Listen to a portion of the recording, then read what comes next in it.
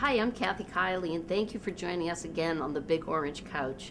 It's game day today on the Big Orange Couch. I'm sitting here with Shawn Sullivan, CMO of the Boston Celtics. Thank you for joining us on the Big Orange Couch. Good to be here. Thanks for having me. So this is kind of your pregame warm-up, and you're going to go in and you're going to speak to the CMO breakfast series to 200 of your closest fans. And while they're all Celtics fans, really the reason that they're here is to hear how you helped make the Celtics a global brand. Before you get into that, I'd like to get into the personal a little bit. How did you become the CMO of the Celtics? What was the path? It was really, I started out in college as a sports management major, looking to get into sports, and I couldn't get an internship with any of the four teams in Boston. But the old Boston Garden was closing down, and they needed tour guides. Oh. And so I just said, you know what, I'll drive down from New Hampshire every day, give tours of the garden, really just to get my foot in the door. And then, 16 years later, here I am. So it worked out. Some people might argue that the postseason and winning championships make the brand. What would you say to that? Championship runs definitely don't hurt. I would say that, but it's what I've learned, especially in the last 4 years. Having a team that competes for the championship is that it's really a year-long process, and that year begins in July, in the off season, and runs through June, and you can see every step of the way what goes into that, and that's it's not only on the court, but it's off the court as well.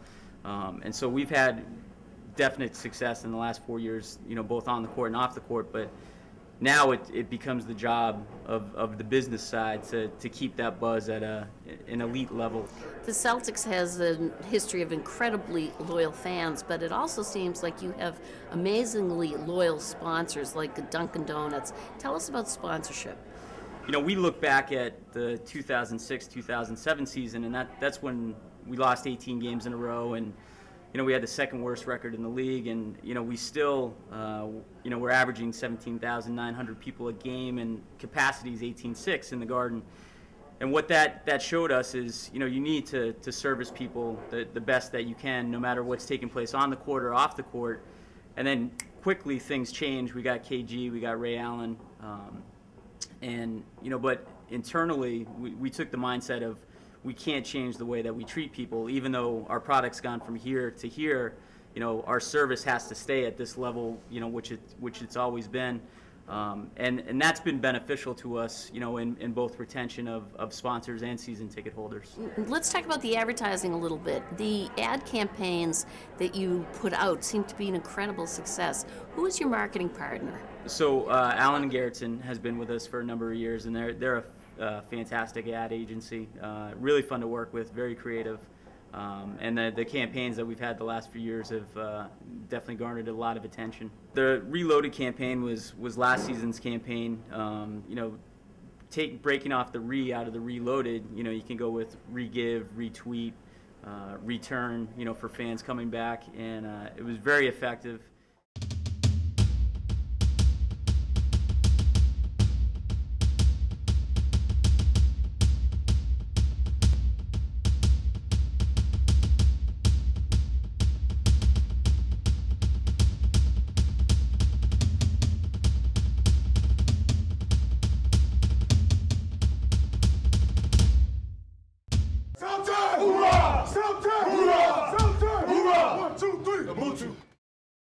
At the end of that Reloaded commercial, there's a little piece of music that they chant in the hall.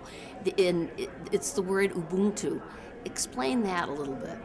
It was an African proverb that Doc Rivers found and brought to the team. And to break it down simply, it's, I can only be as good as all the other parts allow me to be. And then, you in turn can only be as good as everybody else around you allows you to be. So do you use that same Ubuntu concept when you're developing the marketing, where no player gets to rise above the other one? It's very important, which you see at the press conferences, that anytime we sign a player, and Doc and Danny stand up with that respective player, Doc always says, hold the Celtics name out, to the photographers, and he says it's always the name on the front of the jersey and not the name on the back of the jersey. And so we took that, as a marketing aspect to say, all right, let's focus on everybody on the team like we just signed off on our 2010-2011 yearbook, and we have 9 players on the cover, and we're probably going to be the only team in the NBA that features more than 3 players on the cover. And it's important because as much as guys say they don't recognize what is marketed off the court, they do, and they see that we're putting them out there as a team, and I think that's a strong message to them. And now, about a couple of days ago, a new campaign broke. Is that right? New campaign broke. It's all about 18, and that's for us, to signify it's all about getting the 18th championship, and that came together really after we signed Shaq this summer. And what we do is we listen to a lot of what the players and coaches say, and we know. I mean, we were 6 minutes away from winning the 18th championship last year, and that is a very difficult thing to overcome and get focused on for the next year. It's all about future. It's all about energy. It's all about 4 quarters. It's all about heart. Team. It's all about defense. It's all about desire. Desire. Passion. Green. Green. Fire. It's all about fire.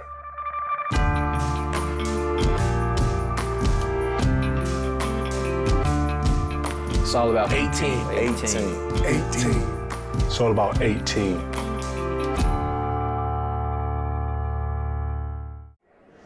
How do you measure the success of these campaigns? How do you know when they're really working?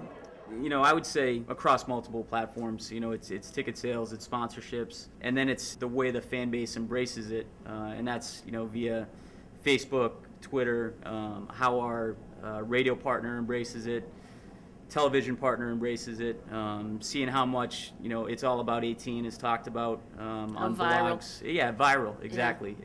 And what we've seen thus far is people have really picked it up. We debuted the spot opening night against Miami, and the applause that it got, you could see people said, all right, this is what this team's about. And so are the creative teams sitting there watching the success with you and tweaking it as they need to? It's all about 18 was probably the 10th thing that we came out with, and there was a lot of what we do is we'll go sort of to the basketball side and say, hey, what do you think about this? What do you think about that?